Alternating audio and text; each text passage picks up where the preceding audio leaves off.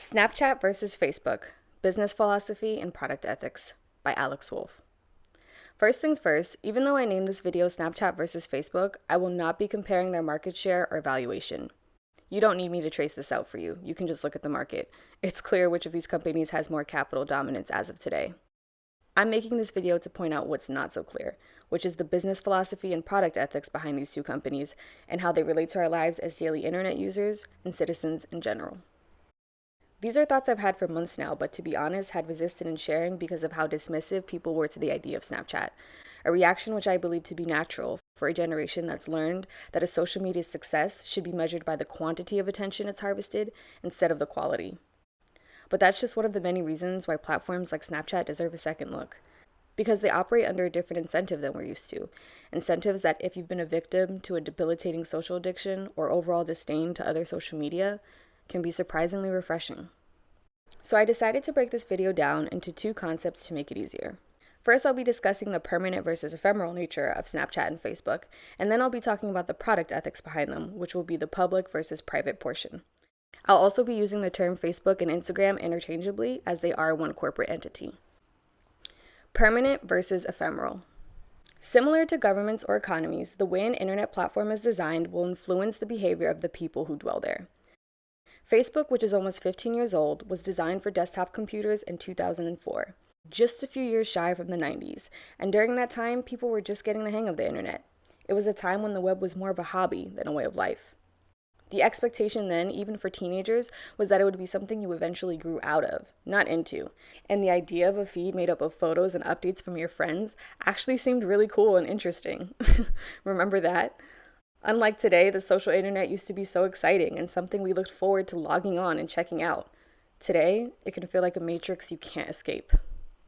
Anyway, inventions like the like button and photo galleries at that time just seemed like innocent little enhancements to bring what was familiar in the physical world to the virtual, the same way we put the letter E before mail to digitize its virtual equivalent. And when you really give Facebook a look, you can see how even today, its skeleton is influenced by the internet forms of the 90s. Avatar on the left, adjacent to a text box that has the capability to upload photos, links, text. It was also assumed these photos and statuses, once posted, should be archived for future reference, because where else were they supposed to go? Remember, this was early social internet. Zuckerberg and most of his team were in their early 20s. They weren't thinking that far ahead. And neither were we. But by the time Snapchat hit the scene in 2011, time allowed to show us how unnecessary, outdated, and sometimes even embarrassing this idea of archived photos and statuses was. Now that we lived here, on the internet, the thoughts and photos we felt were once cool to post to express ourselves and update our friends were now growing brutally stale and irrelevant as our lives changed. Snapchat, invented just 7 years ago instead of 15, and specifically for the iPhone instead of the desktop, was not a platform used to broadcast things to multiple people like you did on a public feed. Before the Stories feature was even integrated in 2013, the only thing you could do was send messages to friends, which essentially made it nothing more than a messenger app. But the incentive to send a message through Snapchat instead of texting was that Snapchat made it disappear, making the stakes of what you sent even higher, thus explaining the inclination for the risque photo exchanges it's known for. By the time Snapchat hit the scene, it had a completely opposite idea as to how the internet should be approached, and didn't see the need for photos to be archived in galleries. It didn't see the need for likes. It didn't see the need for public comments. Those things eventually had made the internet feel like a competition. Disappearing messages made the internet feel like fun. They were also aware of the fact that because each American was walking around with a high-definition camera in their hands thanks to mobile devices, photos were now becoming a language. If you pay attention, the American millennial and Gen Z generations don't just speak English. We speak photo too. It sounds grammatically awkward, but it's true when you really think about it.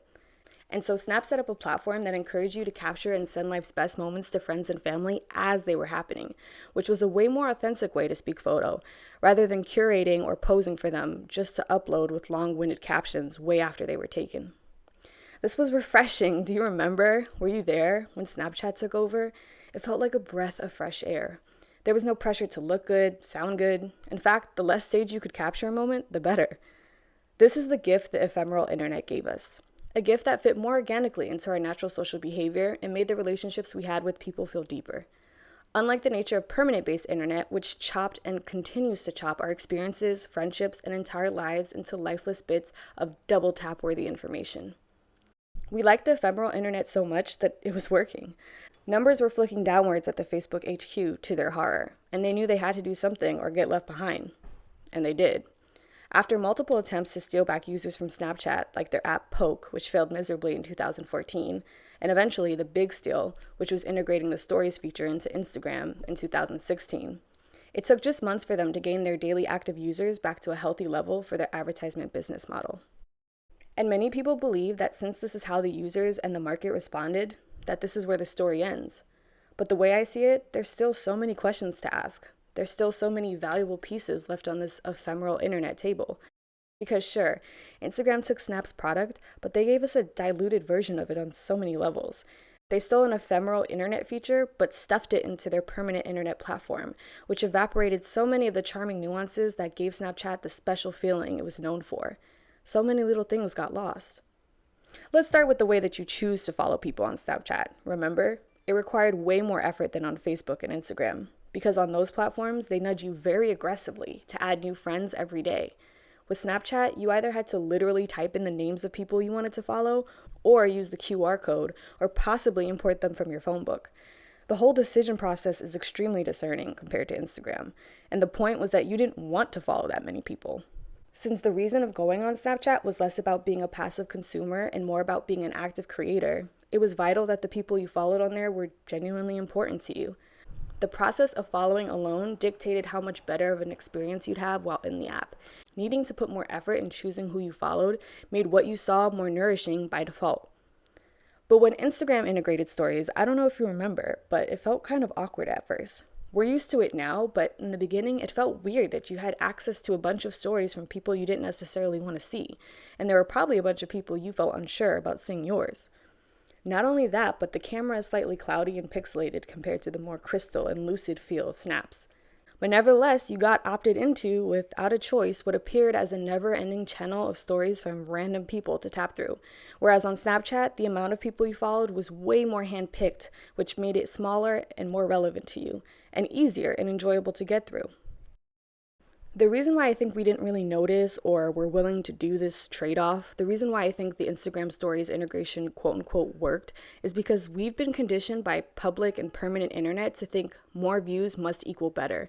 And since most of us had accumulated bigger audiences on Instagram than on Snapchat, we figured it just made sense to just post our stories on there. Since we've been taught more views must equal better, we didn't think about what we might lose in the switch. Part 2. Public versus private. When I talk about public versus private, I'm not referring to public versus private companies, but to the way communication was designed to play out on these two platforms.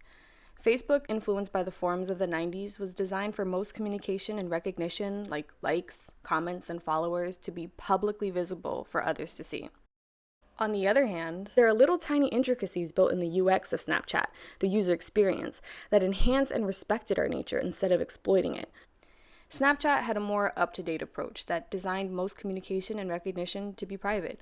Followers and comments were not publicly visible, and they didn't even integrate a like button. This took tremendous pressure off of deciding when and what to post and made it more of a creative tool than a social weapon. And how about the fact that the first thing you see when you open Snap is the camera? Unlike Facebook or Instagram, where the first thing you see is usually an editorial spread of your friends, or probably not even your friend, a celebrity, making life look perfect. Images in which we're seldom ever prepared to face head on as we open the app, since we open it out of habit more than desire anyway. Snapchat keeping the camera as the first thing you see assumes your role on their app as a creator first, whereas Instagram and Facebook assume you are first a consumer. There are even tinier honorable nuances, like the fact that when you and a friend are both in a chat room on Snap, a smiley face will appear to make you both aware that you're both virtually present in the room. The point of this was to encourage instant messaging to be more resembling to an actual conversation. When we speak in person or on the phone, we feel the need to respond in the moment because we're aware of how present both of us are. Texting and quote-unquote instant messaging ironically ended up becoming nothing close to instant, and took the awareness of presence out of our conversations, which has had detrimental effects on our relationships. That's another reason why once you leave a chat room on Snap, whatever was said will disappear. Again, this is modeled off of a natural human conversation. Our words don't cling to the air after we speak in person or on the phone, which sets a different standard to what will be said. Again, it honors the factor of the present moment through technology that is conscious about ephemerality. Think about how differently we speak to each other now because we know it contributes to a permanent thread. In so many ways, we've turned the communication of texting into a complete weapon by etching words which sometimes would be better expressed with the inflection of the voice or someone's mere physical presence into digital stone and screenshots to file for future use. Again, remember what Snapchat does when you screenshot? They notify you when it happens, which seems fair. I mean, if what you're saying or sending is going to be recorded, don't you as a participant in the conversation, especially if they're photos, have the right to know? All of this is why the adoption of ads into Snapchat happened nice and slow. In 2015, 2 years before they IPO'd, they were completely aware of how strategic and picky they'd have to be about campaigns because they knew how intimate of an environment they had created and didn't want to disrupt that in the name of ads. But this became tricky. Most of these brands couldn't figure out how the app worked, let alone how to sell on it. And Snapchat had to learn how to manage their impatience while keeping their users happy, which meant balancing scalable money with unscalable work. To this day, Snap includes a human hand in all the ads they do. But with the Facebook integration of stories, along with their negligence to the quality of ads on their platform, they became the focus of our attention again. Pun intended. Facebook is way more forgiving about showing its users and marketers the metrics they pine for. They have no problem throwing your whole social life into charts that reveal behaviors as intricate as tapbacks or profile visits, so you can get absolutely fanatic about why people chose not to quote-unquote engage with what you post. Actually, there are a few metrics they don't make available. Ones as a marketer I consider to be the most important, which is who's saving your work and who's sharing it via DM. But see, that's part of the issue to begin with. The public and permanent design of their platform has made us all less interested in having social media and more interested in having market media. And look around. That's what our social lives have become. Even those who don't have businesses still rank metrics like likes and views to distinguish where they stand in the eyes of their peers. And time has shown that this permanent and public characteristic of Facebook acts as a complete social sledgehammer in our lives. I ran a survey asking my readers if and why they still use Snapchat, and as you can guess, most people said no. But the ones who do said it was only to talk to people like their sister or best friend, which was another way of saying yes, but only to talk to the people I care about. Which means that even though Snapchat's popularity has currently dwindled, it's still being used as a tool to maintain important relationships. On the other hand, Instagram integrating features like the mute button, which many of us felt a relief for getting, only prove how willing they are to further perpetuate shallow and counterfeit relationships. Their ecosystem has made the reasons behind why and what we follow so sticky and political that features like mute appear to be helpful. But as more people follow each other just because it looks good on paper, how can this end up looking good in real life? See, where Snapchat enables internet behaviors that are intimate and ephemeral and which deepen bonds, Facebook enables internet behaviors that are public and permanent, which fragments them and makes them unmanageable. This is why philosophically, Snapchat and Facebook are not competitors. When you really pay attention, you can see how they're almost opposites. I'm excited to see how Snapchat will be using the next year to position themselves even more as a direct-to-consumer camera company and not primarily an advertisement business. The fact that they've already innovated absolutely successful internet behaviors that other companies have had to steal just to stay alive is what interests me in following their journey. It's so important to think about when, why, and how these platforms we use every day were designed. Because as I mentioned, they absolutely dictate our behavior, which then influences our society. Are we going to keep praising companies just because of how much market power they have, or because they actually add some sort of value into our lives? What good is it to keep rooting for a company that just uses my inability to focus to profit, when I could be rooting for ones that earn my respect instead? And I've read countless think pieces and reports on how Facebook was so smart for acting fast and quote-unquote eating Snapchat and getting those precious DAUs, the daily active users, instead of taking the fall. But it wasn't Facebook being smart that made us switch from Snap to IG.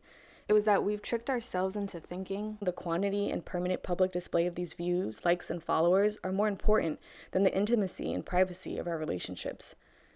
It was because Snapchat created a thing that was sensitive about the parts of life that can't be measured. But we and these brands got lazy and impatient. We wanted things we could calculate and scale. We wanted control over metrics that we can compute and regulate, mistaking those for authentic validation and connection. Facebook didn't win simply because they got more DAUs out of this. They won because we let them. What the numbers really show are not how brilliant Facebook was for stealing the stories feature, but how much we wanted to compete more than we wanted to connect.